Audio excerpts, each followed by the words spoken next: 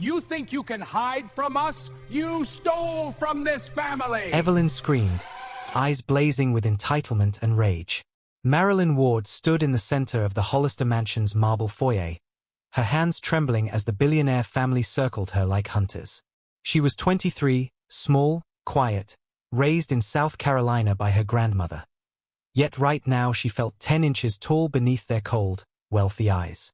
Evelyn Hollister's voice cut through the room like a knife. You stole my bracelet, didn't you? The accusation landed hard. Marilyn's breath hitched. She had cleaned these floors, washed their dishes, ironed their clothes, yet her voice still came out small. Mrs. Hollister, I didn't take anything. I swear. Grant Hollister stepped forward, tall and smug, blocking her escape. People like you always swear, he said. Marilyn looked at him, seeing the privilege dripping off him like expensive cologne. She tried to stay calm, tried to remember her grandmother's words, don't break, baby. Not in front of them. Her chest tightened as Evelyn waved to the house staff. Search her, she ordered. She probably hid it on her. Marilyn's jaw fell open. You can't do that, she whispered. But they moved anyway. Grant grabbed her wrist, turning it hard, checking under her palm. His father, Leon Hollister, watched silently, expression unreadable. I don't have your bracelet, Marilyn insisted, heat rising behind her eyes. Please, just call the police. Let them look. But Evelyn scoffed.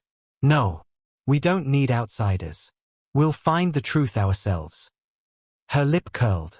Roll up her sleeves. Thieves get creative. Marilyn froze. Her throat tightened. She stepped back, hugging her arms. No, she whispered before she could stop herself. The reaction came too fast, too emotional, too defensive. And they noticed. Evelyn's eyes narrowed with predatory satisfaction. Why not? She asked softly. What exactly are you hiding, Marilyn? Grant reached for her arm again, this time with force. Marilyn jerked away, but he was stronger. The room spun as he yanked up her sleeve, higher, until the fabric bunched around her shoulder. She felt the air hit her skin like cold metal. The family leaned closer. And then, everything stopped. Not a sound. Not a breath. Her burn mark, dark and jagged, lay across her upper arm like an old wound that refused to die.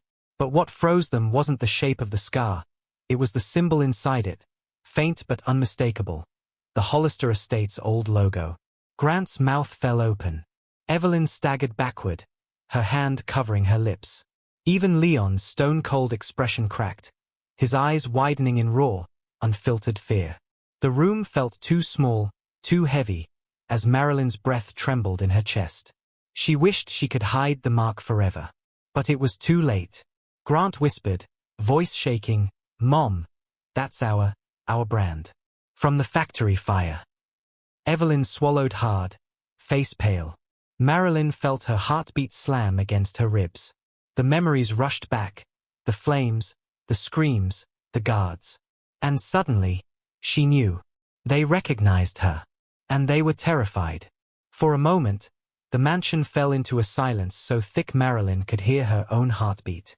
The Hollisters stared at her arm as if the scar were a ghost pulling itself back into their world. She lowered her sleeve slowly, her fingers trembling, her chest tight with a familiar, buried ache. She took a shaky step back, and the world around her faded. Her mind slipped into memories she had tried to lock away. She was 8 again, barefoot on the warm dirt roads of Willow Creek, South Carolina, chasing fireflies with her mother laughing nearby.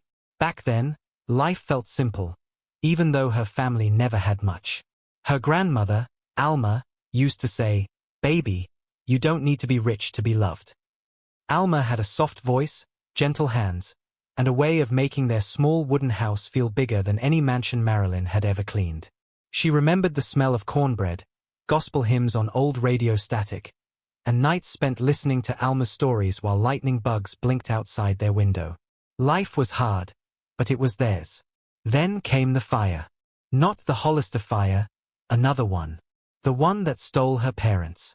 Marilyn could still see the orange glow rising above the trees, the sharp screams, her father's arms lifting her through a window before the roof caved in. She remembered waking up in the hospital with Alma by her side, holding her hand, whispering prayers as Marilyn cried until her voice disappeared. Years passed, and Alma worked 2 cleaning jobs to keep them alive. Marilyn grew quiet, thoughtful, determined. She was smart. Teachers said she could be anything. She dreamed of community college, maybe nursing school. Something stable. Something good. But after Alma's health started fading, bills piled up like bricks around them. Dreams had to wait.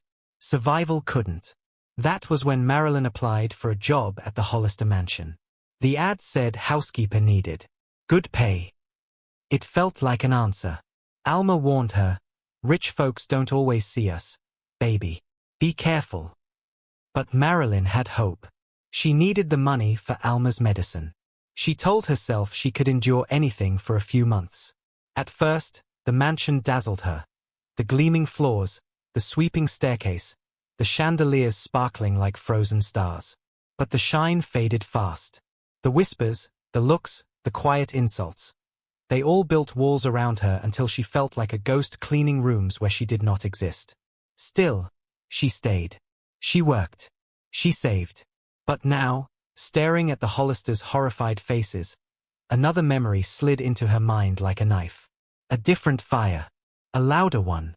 A night in Willow Creek when the old factory exploded into flames.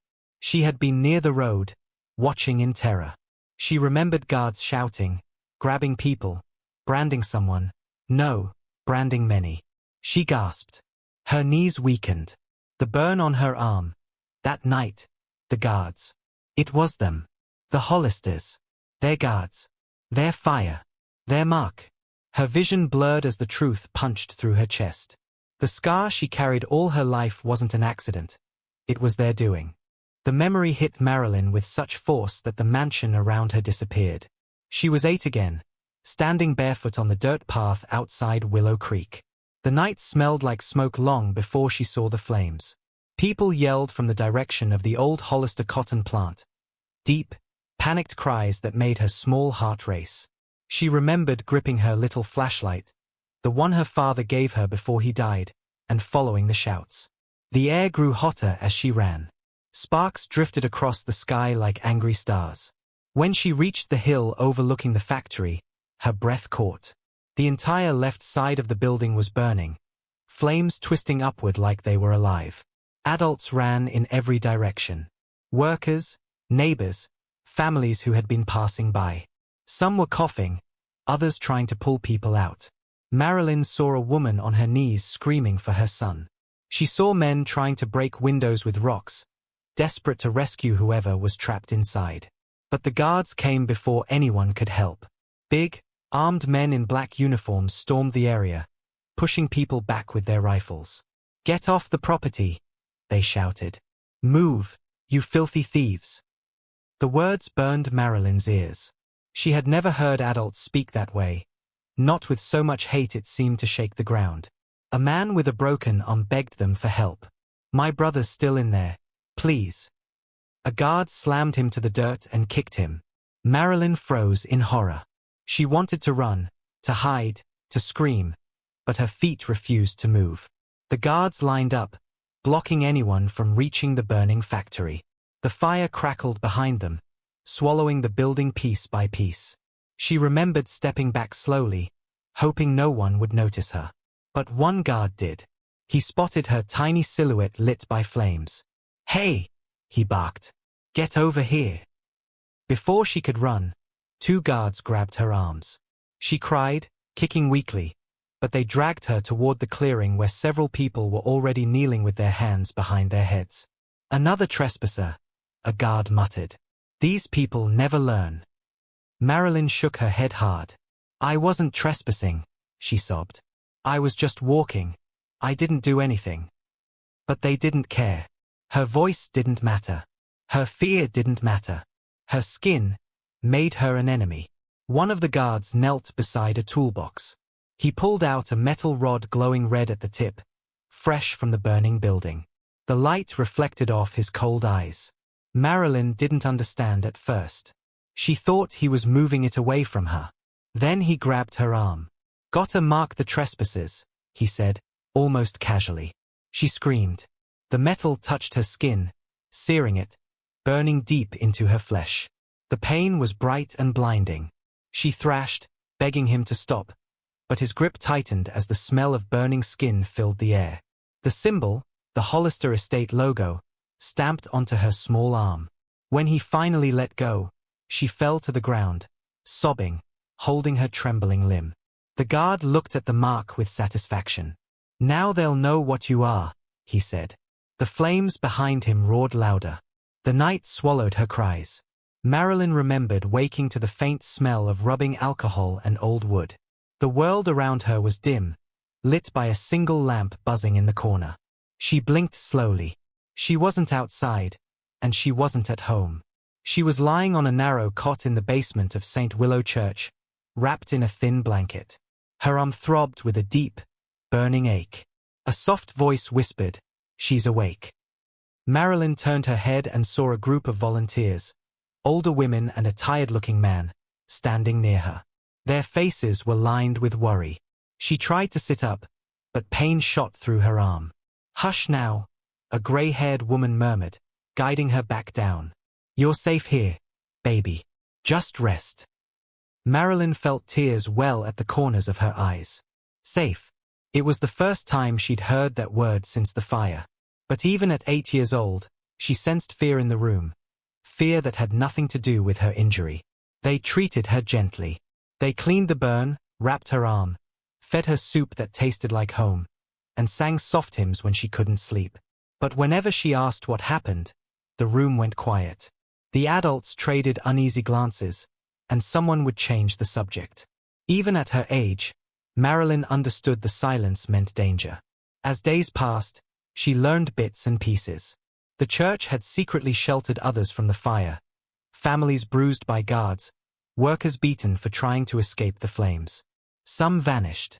Some were too scared to talk. The volunteers whispered many things but always lowered their voices when they mentioned one name, Hollister.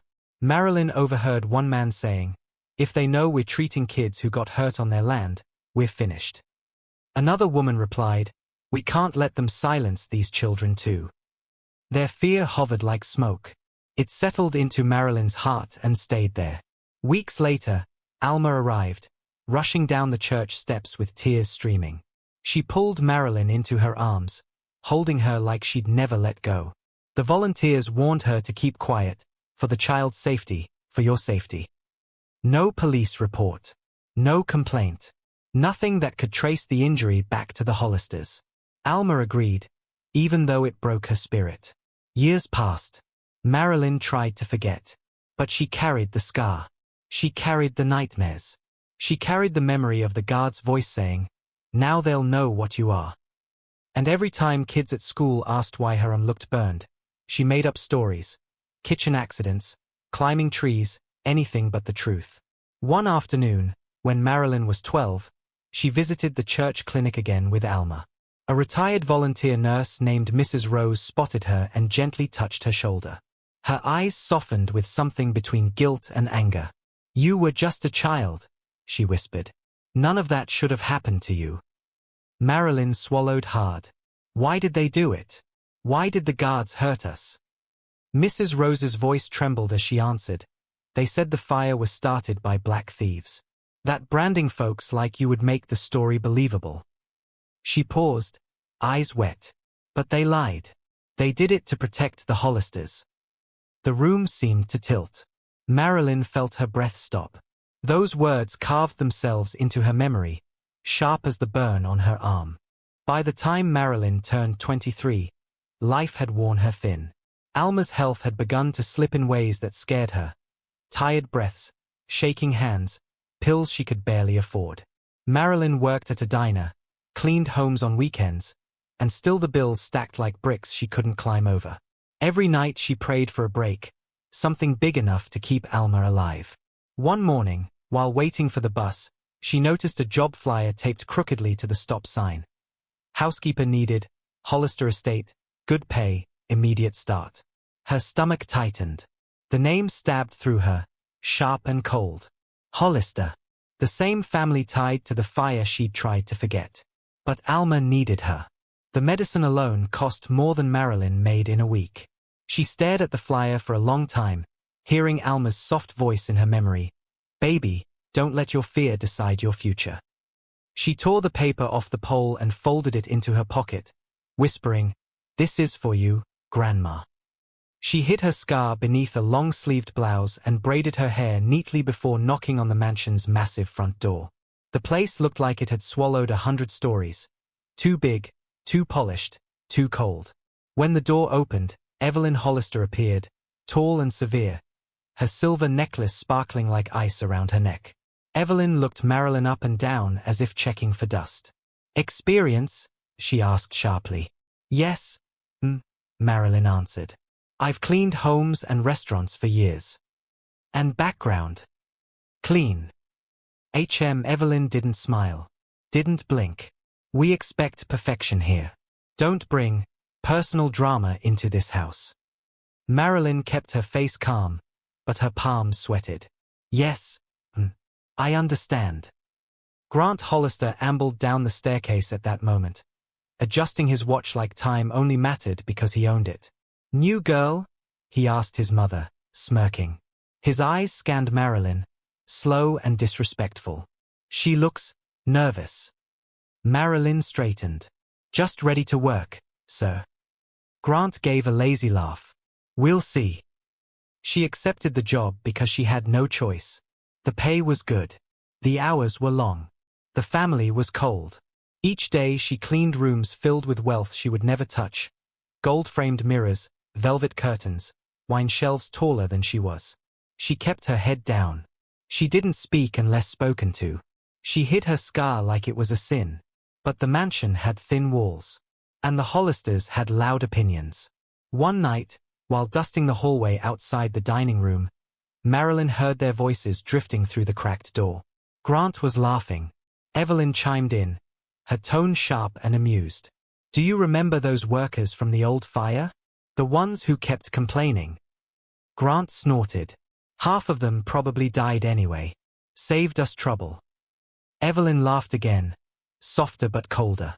"Good riddance. People like that were always liabilities." Marilyn's heart slammed against her ribs. The hallway tilted. Her vision blurred. They were talking about the fire. About people like her. About victims. Survivors. Children. And they were laughing. Marilyn tried to move through her days like a shadow, silent and careful, cleaning rooms, polishing silver, arranging flowers. Every corner of the Hollister mansion was spotless, just as Evelyn demanded. She said nothing when Grant muttered under his breath, calling her names she'd never repeat. She ignored the sideways glances, the whispers that followed her through the marble hallways. Evenings were worse. Marilyn would return to the small apartment she rented nearby, change into worn pajamas, and sit with Alma's pills in her hands. Tears came quietly, soaking the sleeve of her shirt as she counted them one by one, whispering promises she hoped she could keep. She could endure anything, she told herself. Alma's life depended on it. At work, Evelyn's coldness became sharper, more personal. She criticized how Marilyn folded towels, how she arranged the silverware, even how she walked across the carpet. Grant laughed at small mistakes, loud enough for the other staff to hear. "Careful," he said one day, smirking. "Or you might get fired before your first week is over." Still, Marilyn endured. She focused on her purpose, saving enough money for Alma's medication, making sure the bills were paid, keeping her grandmother's life from slipping away. She stayed quiet, kept her scar hidden, and nodded politely when Evelyn barked instructions. She learned to smile faintly, even when her skin burned from shame and rage. Then came the night she remembered forever. Evelyn was carrying a tray of tea from the kitchen to the drawing room. Marilyn had polished the silver tea set perfectly, placed it in the proper position, and stepped aside as instructed.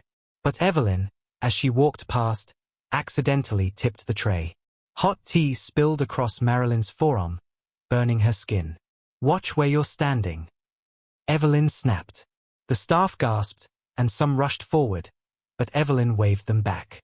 Marilyn felt the scalding liquid slide down her skin, her arm already sore from long hours of cleaning. Her first instinct was to scream, to cry out as she had when she was 8, when the fire had branded her. But something in her chest tightened, a mix of fear, anger, and stubborn defiance. She bit her lip so hard she tasted blood. Her hands clenched at her sides. She did not move. She did not cry. The room seemed to hold its breath. Grant opened his mouth, probably expecting a dramatic reaction, but Marilyn simply lowered the sleeve, feeling the sting of the burn like an old wound reopening. Evelyn's eyes narrowed, confusion flickering behind her usual coldness. She had expected tears, drama, weakness, but Marilyn offered none. Instead, she took a slow, steady breath, feeling the fire in her veins mix with the memory of the past. She thought of Alma, of the church basement, of all the pain she had endured and survived. No billionaire, no entitled son, no hot tea would make her weak. Not anymore. Grant laughed nervously. She's tough, he muttered. Evelyn stared at Marilyn as if seeing her for the first time. For a moment, the mansion felt like a cage, but Marilyn felt something else. A quiet, fierce power rising in her chest. She had survived fire before. She would survive this. Marilyn tried to keep her head down, but Grant Hollister had begun noticing things. He watched her closely, always just out of reach, his eyes sharp when she carried grocery bags or paid for Alma's medication. Once, he asked her casually where she shopped, and when she mentioned the small pharmacy near her apartment, he raised an eyebrow like it amused him. At first, she ignored it. She had survived worse. But slowly, a sense of unease crept in. He lingered near her while she polished silverware, asked questions about Alma's health, and commented on the money she carried. There was a slyness to his tone, a calculating edge that made her stomach tighten. She began hiding her wallet in her apron pocket, counting her savings carefully. Every day, she wondered if Grant knew exactly how much she made, if he had noticed the bills she tucked away for Alma. Her mind replayed the fire, the guards, the basement clinic. She realized the mansion's cold walls were nothing compared to the danger simmering quietly behind Grant's polite smirk. The tension escalated one morning when Marilyn went to the local pharmacy.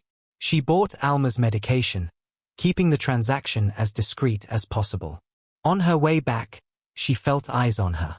Grant had followed her from the street corner, watching her, pretending to look at the trees. Her heart thumped. She could feel the plotting, the calculation, even if she didn't yet understand it. Back at the mansion, she kept a distance from him, pretending not to notice when he watched her unpack supplies. But the feeling of being hunted never left.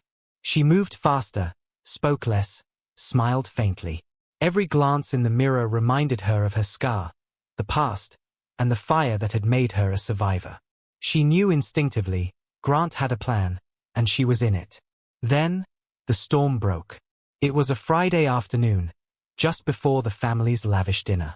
Evelyn's voice rang through the hall. "The bracelet is missing," she shouted. Her words snapped the household into chaos. Marilyn froze, clutching a dusting cloth. "No one leaves until the thief is found."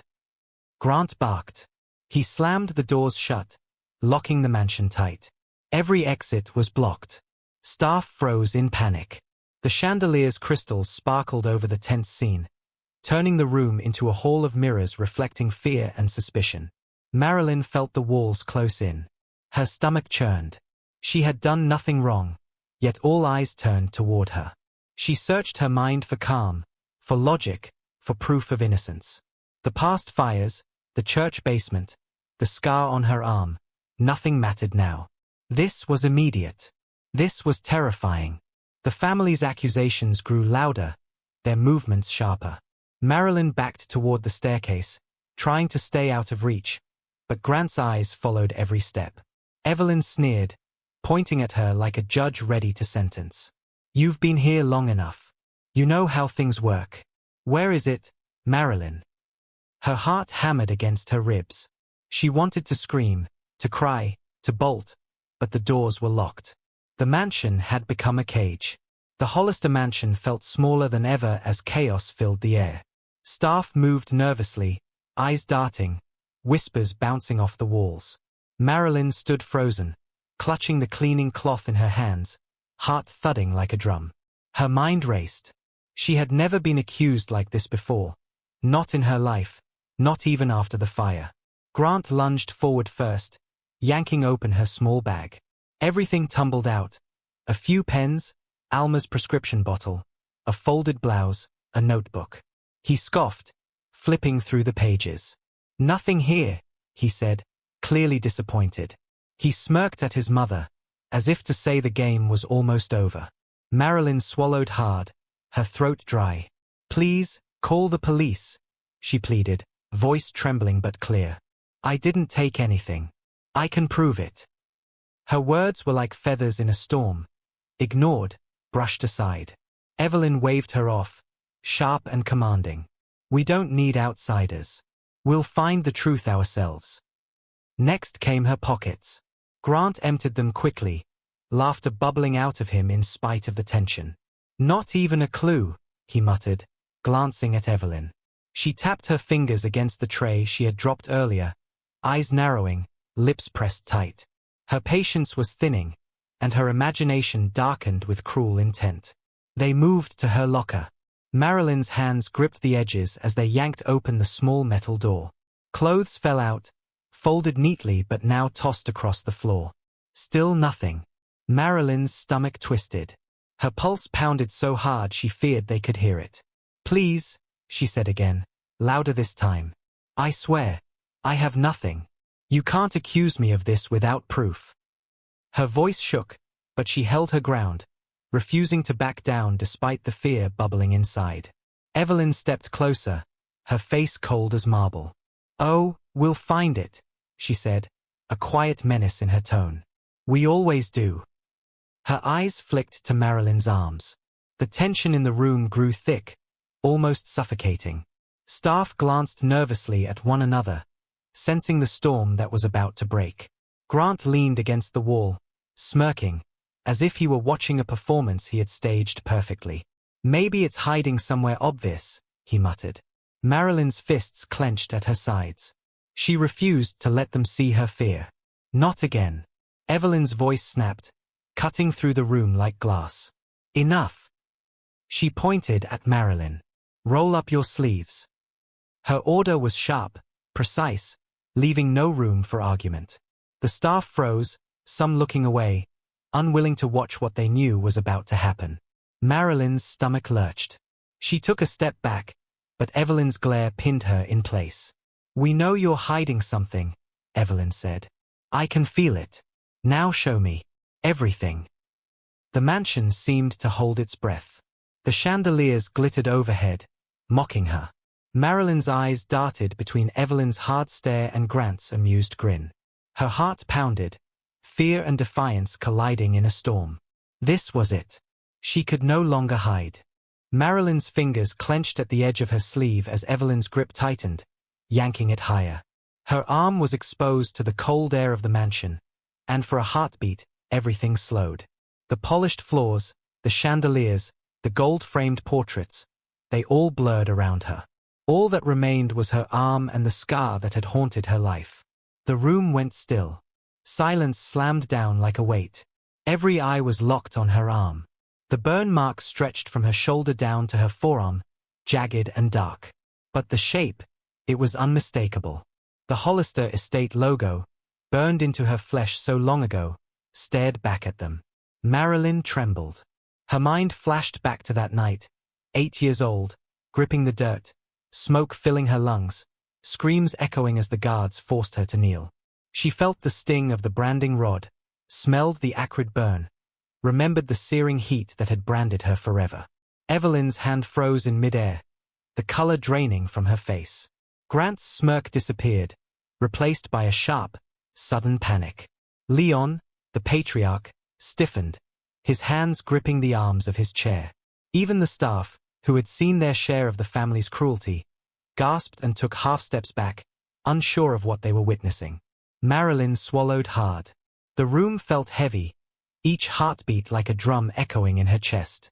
She wanted to pull her sleeve down, hide the mark again, but a surge of something powerful, Rage, clarity, survival, stopped her. She was not afraid anymore. Not now. Evelyn's lips parted, but no sound came out. Her eyes were wide, flicking between the mark and Marilyn's face. Her composed mask cracked, revealing fear, confusion, something she had never seen before in the matriarch who ruled with iron precision. Grant's jaw dropped. He whispered so quietly it was almost lost in the room's thick tension. "Mom, she's one of them." Marilyn froze at the words. "One of them?" she whispered in her mind. She remembered the fire, the guards, the branding, the lies. One of them. The realization slammed into her. The fear she had carried for 15 years, the anger, the memories of screaming children, the black smoke curling over the factory. They were staring at her because the past they tried to erase had returned, alive and undeniable. The mansion felt smaller, air heavier, like the walls themselves were holding their breath. The Hollisters, for once, had no answers. The arrogance, the privilege, the entitlement, they evaporated under the weight of truth. Marilyn's heart pounded, a mix of fear and a new, sharp determination. In that moment, she wasn't just the maid. She wasn't just a survivor. She was the reminder of every secret they had buried, every lie they had told, every life they had tried to erase. Grant's whisper lingered in the air, trembling and fearful, carrying the weight of the truth that had been denied for so long. Marilyn took a shaky breath, her eyes locked on Evelyn's pale face. She felt the weight of every memory pressing down on her chest, the screams, the smoke, the searing heat of the fire branding her forever. She spoke slowly, each word measured, carrying the pain she had held in silence for 15 years. "It was night," she began, voice trembling, but steadying with each sentence. "The Hollister cotton plant, it caught fire. People were running everywhere, kids, workers, families. Smoke filled the sky, thick and black, and the guards didn't help us." She swallowed, blinking back tears that threatened to spill. "They shouted at us, shoved us, hit us," she continued. "I saw men and women who were hurt, bleeding, screaming. Some tried to escape, but the guards wouldn't let them. They pushed people back toward the fire. They called us names, thieves, filthy, liabilities. They didn't care if we lived or died." The room grew colder with each word. Evelyn's hands trembled at her sides.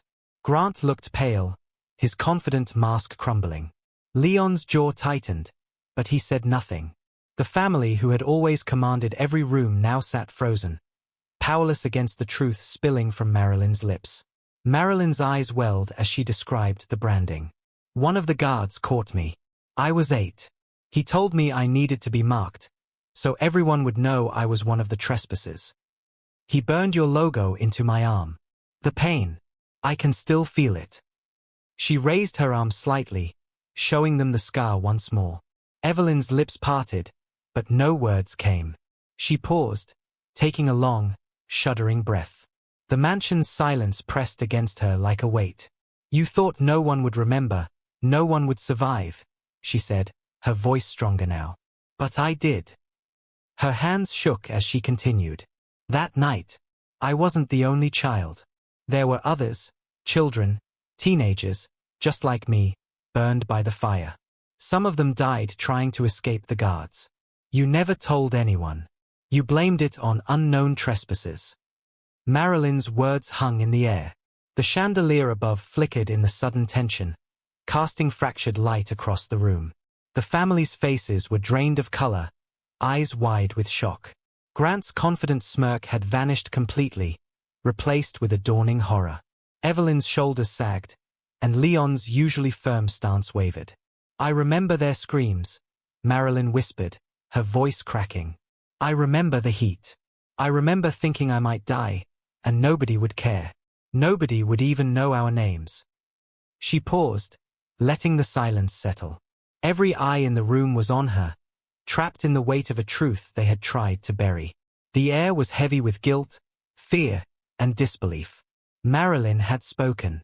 She had told the story they never wanted told. The mansion, once a place of power and control, now felt small, suffocating, and weak under the force of her words. She lowered her voice to a deadly calm. And I survived. But the others, they didn't. Grant's face was pale, sweat beading at his temple. Mom, I didn't think, he stammered, trying to justify himself, to soften the weight of Marilyn's words. His usual arrogance was gone, replaced with a trembling, panicked energy that made him look smaller than he had ever appeared. Evelyn's hand shot out in a sharp motion, connecting with the side of his face. Silence, she snapped, the cold authority she wielded for years cutting through him like ice. Do not speak when you have no idea what's at stake. Grant blinked, rubbing his cheek, his mouth open in shock. He had never been corrected like this. Marilyn stood still, watching the exchange, her heart pounding.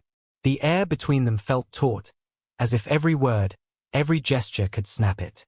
She could see fear in Grant, confusion in Evelyn, and the quiet tension of the mansion staff, who dared not move. At that moment, the heavy doors creaked open. Leon Hollister, the patriarch, entered the room. He looked around, confusion and irritation flickering in his eyes. What is going on here? He demanded, his deep voice carrying the weight of authority he was accustomed to having. Father, Evelyn said, trying to regain control. It's Marilyn. She claims what? Leon's voice was sharp, scanning the room. I will not have nonsense distracting us. Explain. Marilyn's chest tightened. She had rehearsed this moment in her mind countless times but never imagined it would unfold like this. She took a careful step forward. I remember the night of the fire at your factory, she said slowly. I was there. The guards. They burned your logo into my arm. She lifted her sleeve slightly. Leon's eyes narrowed, trying to hide the flicker of recognition. She swallowed and continued, voice steady despite the memories threatening to consume her. They didn't just burn me. They hurt others. Children, teenagers. Many of them didn't make it. And I remember, she paused, letting the weight of the words sink in. I remember your voice, Leon. I remember you telling the guards to erase all the trespassers. Leon froze. His usual composure cracked, even for a heartbeat. Marilyn's words hung in the air, sharp and undeniable. The staff shifted uncomfortably, realizing that the story they had all been too scared to repeat was now out in the open, spoken by the one person they could not intimidate. Evelyn's face was pale, lips pressed tight. Grant's jaw trembled, his hands clenching into fists. Even the room seemed to shrink, the mansion's grandeur fading under the weight of guilt and exposure. Marilyn could feel it. The arrogance, the entitlement, the control, all cracking under the truth. Her voice softened, but it carried the power of years of survival. I was a child. You marked me, you burned me, and you called it protection. I survived. But you cannot hide the past any longer. For the first time, Leon said nothing. Silence filled the room. The sound of breathing, of the clock ticking somewhere, felt deafening. Marilyn's gaze swept over the family, unflinching, unbroken. They had tried to erase her, but now she held the power. And she knew she wasn't done. The room remained tense, heavy with the heat of revelation. Marilyn's arms were crossed, her eyes steady, watching Grant's shaking figure. He ran a hand through his hair, voice cracking, trying to regain control he clearly had lost. I did it, Grant stammered, finally admitting what Marilyn had feared. The bracelet. I planted it. I wanted to scare you. Make you quit. Before you realized too much about us. His words fell into the room like stones, shattering the fragile veneer of authority he thought he still had. Marilyn blinked, disbelief and anger rising together. You wanted me to leave? You wanted me to give up everything for my grandmother. Her voice was low, steady, but sharp enough to cut through the tension. Do you have any idea what you're playing with? Evelyn's face twisted in a mixture of rage and shock. She opened her mouth to speak but found nothing that could defend the deception. The mansion, so often a stage for their power, seemed to contract under the weight of the truth, the walls closing in with every word Grant spoke. Grant's hands trembled. I didn't think it would get this far, he admitted. I thought, if she left quietly, no one would ever know. No one would connect her to that fire. Marilyn felt her pulse quicken. The anger she had held in for years bubbled, hot and sharp. You thought I wouldn't see? You thought I wouldn't remember, she spat. You were wrong. And now everyone knows. Leon's face turned crimson, veins pulsing at his temple. His deep voice shattered the quiet like thunder. Grant, what have you done? His hands shook as he clutched the arms of his chair, eyes wild with disbelief and fury. Do you realize what you've done? Do you understand that you've destroyed everything? Grant's shoulders sagged under the weight of the words. I didn't mean to, not mean to. Leon bellowed, his voice echoing off the chandeliers. You just destroyed our entire family legacy. All the years, all the influence, all the control, gone. Because you thought you could play a game with a maid. The room seemed to vibrate with the sound of Leon's anger. Marilyn watched, her body tense but her mind calm, realizing that the power had shifted. The family that had once ruled with fear and privilege now stood on the edge of ruin, trembling before the truth of their own actions. Evelyn placed a hand over her mouth, her face pale, eyes darting between Marilyn and her husband. Grant's lips trembled, a mixture of fear and regret. Even the staff, normally cowering, could feel the collapse of authority that had kept them all in line for so long. Marilyn took a slow, deliberate step forward, her voice quiet but carrying a weight no one could ignore. You underestimated me. You underestimated the truth. And now, there's no hiding from it. The mansion, once grand and untouchable, felt fragile and hollow. Leon's furious gaze met hers, and Marilyn knew the next moves would define the rest of their lives. Marilyn drew in a slow, steady breath, feeling the weight of years of fear, anger, and survival compress into a single moment. She straightened her shoulders, lifted her chin, and let her voice ring out clear and unwavering. I am done being silent, she declared, each word slicing through the cold air of the Hollister mansion. The family froze. Evelyn's hand trembled over her mouth. Grant's smirk had vanished, and even the staff looked up in stunned silence. Marilyn's eyes met each of theirs, unwavering, fierce. You've hidden your crimes for too long. You've hurt people, destroyed lives, and lied to cover it all. But it ends here. Her hand brushed the scar on her arm, the symbol of survival, of the fire, of all the years they thought they could erase her. I have proof, she continued. I've spoken to witnesses. I know the volunteers who treated me, and I will contact journalists, lawyers, and every family that was affected by your guard's violence. The truth will come out. Evelyn's lips quivered, eyes wide as fear flickered behind the cold mask she had worn for decades. Grant's shoulders shook, and he muttered, Mom, maybe she's serious. But no one stopped her. Marilyn felt power coursing through her veins for the first time in her life. The fear she had carried for 15 years was gone, replaced with clarity and resolve. You've built your empire on lies, Marilyn said, voice rising, echoing off the marble walls. You've controlled people through fear and wealth, but not anymore. I will make sure everyone knows what happened that night. Everyone will see the truth you tried to bury. Grant looked at his father, searching for guidance. Leon's face was red, veins pulsating at his temple, eyes wild with panic. We can handle this quietly, Grant started, but Marilyn cut him off, shaking her head slowly. I'm done negotiating, she said, taking a step closer. No more hiding. No more silencing survivors. You will face what you've done, and everyone will know your names for what they are. Liars, abusers, cowards. Leon suddenly rose from his chair, rage flaring in his eyes. How dare you? He shouted, striding toward her.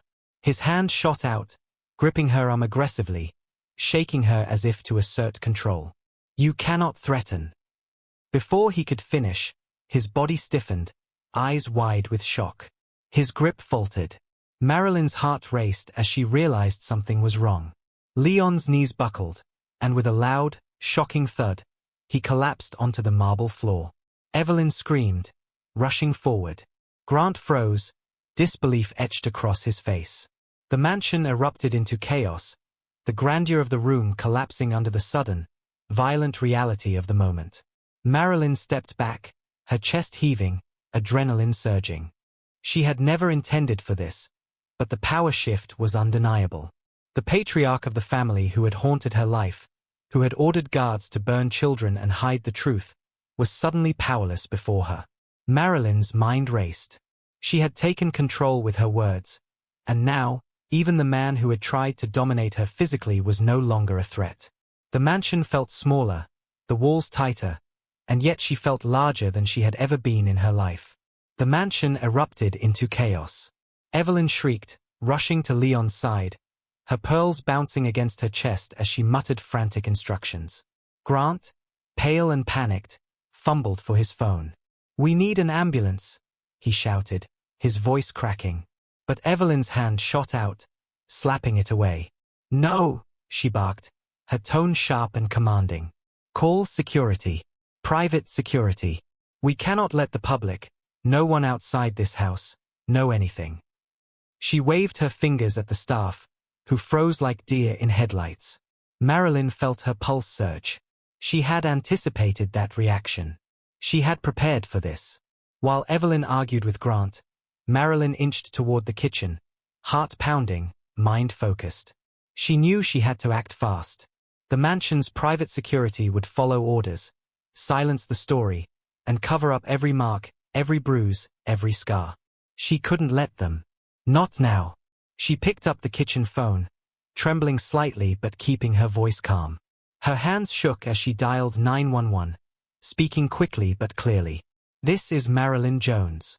I'm at 1427 Hollister Avenue. There's been a medical emergency, but also, there's been abuse. Please send police and an ambulance immediately." The operator repeated back the address, asking for details. Marilyn rattled off the information she knew, including the abuse, the threats, and her own injuries. Her heart hammered against her ribs as she hung up, glancing over her shoulder. Evelyn's voice cut through the kitchen, sharp and furious. "What are you doing, girl?" Marilyn swallowed, refusing to cower. She simply moved back toward the living room, her body tense, ready for whatever reaction came next. Grant looked like he wanted to stop her, but he was frozen, uncertain. Evelyn's face was a mask of rage, but Marilyn noticed the flicker of fear in her eyes. Minutes stretched into eternity. The sound of distant sirens finally reached the mansion, growing louder with each passing second. The staff gasped and whispered, exchanging looks of relief and anxiety. The mansion, usually so controlled, felt like a trap slowly being dismantled. When the police finally arrived, they moved quickly, assessing the scene. Officers fanned out, their presence commanding the space immediately. One of the female officers approached Marilyn first, her eyes sharp and professional. She said gently, crouching slightly to meet Marilyn's eye level. "We need to document any injuries. Can you show me your arms?" Marilyn lifted her sleeves, revealing the burn scars from years past and the fresh marks from the accidental tea spill. The officers' expressions tightened. They immediately recognized the seriousness of her injuries, both old and recent, and began taking notes, photographing the scars, and preparing reports. Evelyn's lips trembled, her face draining of color as she realized her control had evaporated. Grant's jaw dropped, panic overtaking him completely. Security guards shifted uneasily, realizing their orders could not override law enforcement. Marilyn felt a rush of vindication, a strange mixture of fear and empowerment. The truth, long hidden, was now in the hands of the authorities. Her survival, her story, and the lives of those lost were finally being recognized. The Hollister mansion, once a symbol of wealth and control, was now swarming with police officers and investigators. Uniformed men and women moved methodically, questioning staff, photographing the rooms, and checking security cameras. The air buzzed with tension, the opulence of the house contrasting sharply with the chaos consuming it. Evelyn tried to take control, striding forward with her usual authority, pearls clinking, voice sharp. "Officers, I assure you, there must be some misunderstanding. My son and I, everything is under control here." She smiled tightly, attempting to project composure. But every word she spoke seemed to dig a deeper hole. One officer, clipboard in hand, frowned. Mrs. Hollister, can you explain why witnesses report that you told staff to keep quiet about injuries sustained by your employees? Evelyn hesitated, her mouth opening and closing like a trapped bird. I meant, it was a misunderstanding. The staff misheard. Another officer raised an eyebrow. And the statements regarding the hot tea incident? And the threats toward Miss Jones? Evelyn's carefully constructed narrative began to crumble. Her voice shook as she tried to cover contradictions, but the officer's questions were precise, relentless. Grant stumbled beside her, trying to offer explanations, but every attempt only made the inconsistencies worse.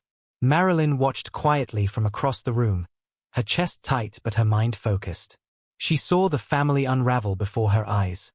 Their control slipping, their lies collapsing, all because truth had a way of surfacing, unstoppable. One of the detectives leaned in toward Evelyn, pointing to notes on the clipboard. You said one thing to the staff and a completely different thing just now. How do you reconcile that? Evelyn's hands trembled, her polished facade cracking. I meant, it wasn't, her voice faltered. Sweat beaded on her forehead. Her eyes darted to Grant, who looked as though he wanted to disappear. The mansion, so accustomed to silence and obedience, now felt exposed, naked. Every lie, every cover-up, every act of manipulation was being catalogued, recorded, scrutinized. Even the staff whispered among themselves, astonished that the family they feared had no answers. Then, a radio crackled from one of the officers' shoulders. The words made the room freeze. All units, detain Grant Hollister and Evelyn Hollister immediately for obstruction of justice and assault. Grant's face went white, his hands trembling at his sides. Wait, what? He stammered, looking at his mother. Evelyn's mouth opened, then closed, disbelief flooding her features. She stepped back, gripping the edge of the nearest table for support. Two officers moved forward decisively, hands ready, voices firm. You're both under arrest, one said, producing handcuffs. Do not resist. Marilyn felt a strange calm wash over her, a mixture of relief and vindication. The family that had tormented her, manipulated everyone around them, and tried to erase the past was finally being held accountable. Grant sputtered, looking around frantically for an escape, but there was none. Evelyn's voice wavered, high-pitched and panicked. This is a mistake. You don't understand. The officers ignored her protests, guiding both mother and son toward the waiting squad cars. The mansion had become a cage for the guilty, the walls echoing with the collapse of the empire that had ruled through fear and deception.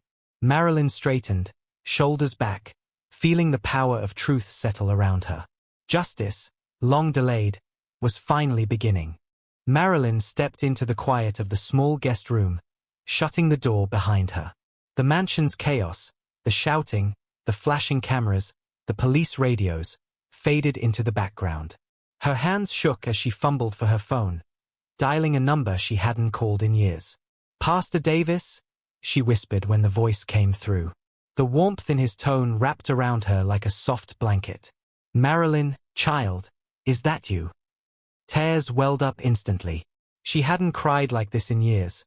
Not since the church basement. Not since the fire. Not since the scar had first appeared on her arm. Pastor, it's everything. It's happening again, she said, voice breaking. I can't hold it in anymore. She sank onto the small chair, her head in her hands, as the memories poured out. The fire, the guards, the branding, the lies, and the fear she'd carried alone. Pastor Davis listened quietly, letting her speak, offering soft, steady words of comfort between her gasps and sobs. It's okay, Marilyn. You survived. You're safe now, he said gently, his voice unwavering. You're no longer alone in this. God's children are with you, and the law will see the truth. Marilyn allowed herself to cry fully, releasing years of terror, shame, and anger that had been trapped in her body. Her shoulders shook, tears dripping onto her lap, her chest heaving with the force of pent-up emotion. She had been strong for so long, holding herself together for Alma, for survival, for revenge. But now, with someone to hear her, the weight finally lifted. After what felt like hours, she wiped her eyes and lifted her head. Her vision was still blurred, but her mind felt clearer. The strength she thought had abandoned her was back, refined and sharper than ever. She had endured fires, literal and metaphorical, and now, she was ready to face what came next. An officer knocked softly on the door, stepping inside.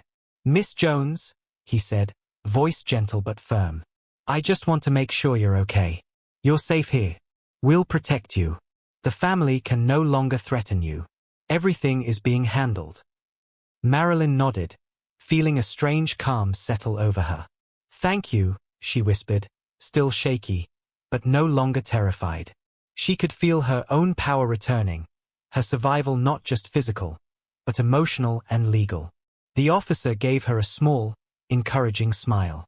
"There's one more step," he said. "We'll need an official recorded statement from you about what happened at the factory and the cover-up. It's the most important evidence we have. Can you do that?"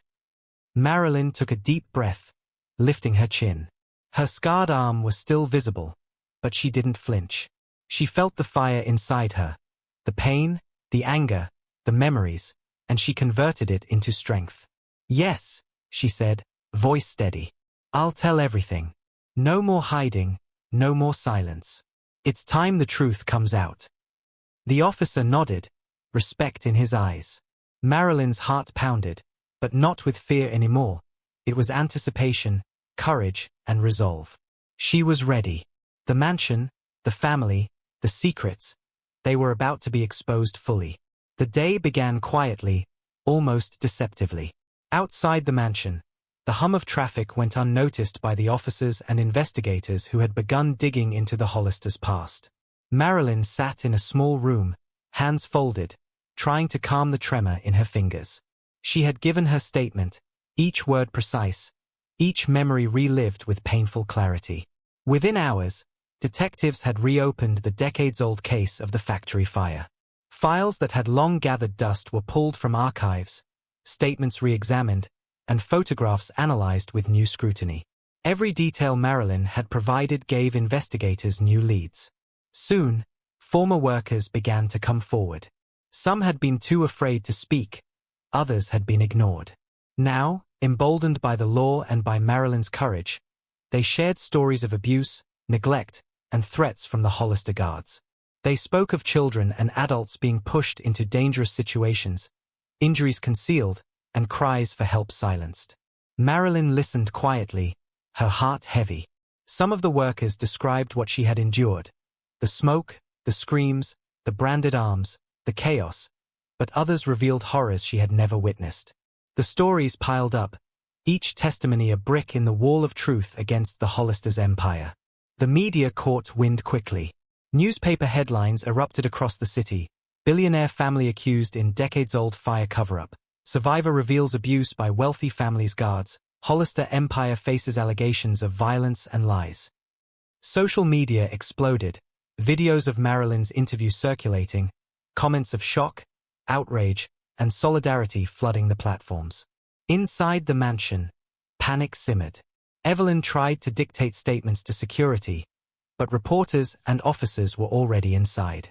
Grant hid in corners, constantly checking his phone, seeing the growing storm outside. The family's polished facade was cracking, and they could feel the collapse approaching. Then, in a quiet corner of the mansion's study, a retired guard requested to speak privately with the detectives. He was shaking, wringing his hat in his hands, eyes darting nervously at Marilyn. Finally, after a tense moment, he began to speak. I can't keep this to myself anymore," he admitted, voice low. "All those years ago, it was Leon. He ordered everything. The fire, the injuries, the cover-up. He called us to make sure the trespassers didn't leave alive. Everything, every threat, every burn, every death, it was his plan." Marilyn's chest tightened, her fingers curling in anticipation and fury. She had survived the fire, but to hear confirmation, to know the man who had orchestrated the destruction, Leon Hollister himself, had ordered it all, was almost too much to bear. The detectives took notes furiously, eyes widening at the confession. This was the breakthrough they had needed, proof linking the patriarch directly to the crimes, a chain of evidence that could no longer be denied. Evelyn's face drained of color, Grant staggered back, and the staff exchanged nervous glances. The empire they had built on lies and fear was crumbling in real time, exposed to the law, the media, and the world. Marilyn's gaze locked on Leon's empty chair, where he still rested after his collapse, and she realized that justice was finally within reach. The courtroom smelled of polished wood, ink, and tension. Reporters filled the gallery, cameras clicking and microphones thrust forward, capturing every detail. Marilyn sat tall, her hands folded in her lap, her arms scarred but steady. Across from her, Evelyn and Grant Hollister sat side by side, faces pale, the mask of arrogance gone, replaced by fear and shame. The prosecutor called her to the stand. Each step Marilyn took felt heavy yet liberating. She inhaled deeply, feeling the air fill her lungs like a promise. She was ready. When she began speaking, her voice was calm, measured, and unwavering, each word carrying the weight of the fire, the abuse, and the years of silence. "I was 8 years old," Marilyn began, looking directly at the jury. "I remember the fire. I remember the guards. I remember the branding. I remember the screams. And I remember the orders given by Leon Hollister himself." The courtroom grew silent. Even the murmurs of the audience faded as her words painted vivid images of smoke, heat, and terror. She described the injuries, the lies, the cover-ups, and the children who didn't survive. Every detail, every memory, brought the room closer to understanding the magnitude of the Hollisters' crimes. Evelyn tried to glance at her notes, flustered, but her eyes betrayed panic. Grant shifted uncomfortably, swallowing hard. The family's usual control over the narrative had vanished completely. The truth, laid bare by Marilyn's courage, was undeniable. Marilyn continued, her voice steady, recounting the volunteers who treated her in secret, the witnesses who had come forward, and the retired guard who had confirmed Leon Hollister's orders. The jury leaned in, captivated. The weight of history, injustice, and survival hung in the air like a tangible force. "I am here not just for myself," Marilyn said softly, but with iron resolve. "I am here for the children, the families, and everyone who suffered in silence. Your wealth, your power, cannot erase what you did. Justice will be seen, and accountability will be felt." As she returned to her seat, the judge, an older man with a stern but fair presence, adjusted his glasses, looking down at the Hollisters. Evelyn's hands trembled in her lap, Grant's face was pale, and Leon, watching from a wheelchair, seemed smaller than ever. The trial progressed swiftly. Evidence piled up, photos, testimonies, confessions. The magnitude of the crimes became undeniable, the empire built on terror and deceit beginning to crumble under legal scrutiny. Finally, after deliberation, the judge's gavel echoed through the courtroom. Given the overwhelming evidence and the egregious nature of the crimes, he pronounced, voice firm, "The Hollister estate shall be seized and liquidated to provide restitution to the victims' families. Let this stand as a reminder that wealth and power cannot shield wrongdoing from justice." Gasps filled the room. Marilyn's chest tightened with relief, tears stinging her eyes, but she kept her composure. The family's empire, which had seemed untouchable, was now crumbling, unable to hide the consequences of decades of abuse and lies. Evelyn's face fell into her hands. Grant's head dropped in disbelief. Leon stared at the gavel, speechless, the enormity of their downfall settling like a weight on their shoulders. Marilyn felt a sense of vindication, of justice, not just for herself, but for all who had suffered. She exhaled slowly, knowing that while the past could never be undone, the future now held the possibility of healing. Marilyn stood at the edge of the small community center, sunlight streaming through the tall windows. Around her, children laughed and colored in art supplies, their bright faces a stark contrast to the dark memories she carried. For the first time in years, she felt at peace. Her non-profit scholarship fund had become more than an initiative, it was a mission. She provided support for children from towns affected by fires, neglected workplaces, and poverty, ensuring they had access to education, mentorship, and hope. Every story she heard, every child she helped, reminded her of why she had survived, why she had fought. Sitting at her desk later that afternoon, Marilyn reviewed applications for the next round of scholarships. Each essay spoke of dreams deferred, struggles faced, and resilience found. She smiled softly, seeing herself in the words of these children. They were survivors too, just like her. She picked up her phone, checking messages. Volunteers were confirming donations and arranging events. The non-profit was thriving, a tangible symbol that life could rise from the ashes of pain. Marilyn paused, feeling the familiar weight of her past but now tempered by purpose. As evening fell, she walked through her office, framed photographs of the children she helped lining the walls. A soft knock at the door drew her attention. One of her interns handed her a thick envelope with a plain return address. Marilyn's brow furrowed. She didn't recognize the sender immediately. She opened it carefully. Inside, a single sheet of paper was folded neatly, the handwriting precise and deliberate. Her eyes widened as she read the words, "Marilyn, I am writing to you from prison. I need to speak with you. Evelyn Hollister." The letter felt like a cold wind. Memories of the mansion, the tea spill, the burn mark, and the courtroom flashed through her mind. She gripped the edges of the envelope, knuckles white. Her heart raced, not with fear, but with a mixture of curiosity and caution. Evelyn, the woman who had tormented her for years, now sought a conversation from behind bars. Marilyn sat down, breathing slowly. The children's laughter from earlier echoed faintly in her mind, grounding her. She realized she had a choice. She could respond, set boundaries, and perhaps seek answers or closure, or she could let the past remain in the courtroom, in the scars, in the memories.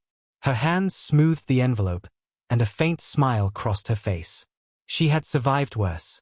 She had fought the fire, the abuse, the lies. Now, she had the power to decide the terms. She was no longer the frightened girl in the Hollister mansion. She was a woman who had turned pain into purpose. Marilyn looked out the window, the city lights beginning to twinkle. She imagined the children she had helped, the lives she had touched, and the future she was building. The past, with its horrors and scars, had not broken her, it had shaped her. And yet, the letter sat on her desk, a reminder that some stories were not yet fully closed. The prison visiting room was cold and sterile, but Marilyn didn't flinch. Evelyn Hollister sat across the table, her once imposing aura reduced to a fragile, trembling woman in an orange jumpsuit. The years of arrogance and entitlement had left cracks, and Marilyn could see them clearly. Evelyn's hands twisted nervously, her eyes avoiding Marilyn's direct gaze. She began, voice barely more than a whisper. "I need to say something. Not asking for forgiveness. Not that I deserve it. But, your courage, Marilyn. You forced me to see everything. The cruelty, the lies, the lives I helped destroy. I'm sorry." Marilyn studied her for a long moment. Her heart beat steadily, no trace of the fear that had once ruled her. This wasn't a moment for closure for Evelyn. It was her reckoning. Marilyn nodded slightly, a quiet acknowledgement. The apology didn't change the past. It didn't erase the pain. But it symbolized something far larger: recognition, accountability, and the shattering of silence that had once protected cruelty. For the first time, Marilyn felt the weight of generational fear and silence lift from her shoulders. She realized she had not just survived the fire, the abuse, and the lies. She had broken a cycle that had trapped entire communities in fear and injustice. Her non-profit, the scholarship fund, and the truth brought to light in court were proof. The next generation could rise without being burdened by the sins of the past. Evelyn's voice cracked again. "I don't expect you to forgive me. I wanted to say the truth. You've made me face it. And I can't change what I've done. But maybe I can stop hiding from it." Marilyn exhaled slowly. She felt the calm settle in her chest. The fire inside tempered into a steady flame of purpose. "It's over," she said quietly. "Not for them, because they will face justice, but for me." I'm free now. Outside, the world continued its rhythm. Children laughing, cars rushing down streets, life moving forward. Marilyn had transformed pain into resilience, fear into action, and trauma into empowerment. She had rewritten her story. Sitting back, she reached for her journal and began planning the next scholarship event, the next fundraiser, the next step in building a brighter future. Her scarred arm rested on the table, a reminder of survival and a symbol of strength, not shame. She looked up at the camera lens in her mind, imagining the millions of viewers who had followed her journey. Her story was one of pain, but also of triumph. Courage, truth, and resilience had prevailed. Marilyn smiled softly, her eyes glinting with hope. The past doesn't define us, she whispered. Our choices do. Stand up, speak out, and never let fear silence you. And for those watching, she had a final invitation, a gentle nudge to keep the journey going. If you were moved by this story of courage and justice, don't stop here. Click the next video to witness another shocking tale of resilience, truth, and people who refused to stay silent. The world needs to see the power of survival and the strength of standing up. Marilyn leaned back, the weight lifted, knowing her story had reached its peak. But the ripple of her bravery would continue far beyond the mansion walls. The scars remain, but hope and justice endure. If Marilyn's story moved you, hit that like button and subscribe, because the next video dives into another shocking tale of courage, justice, and people who refuse to stay silent. Click now and witness how truth always finds a way.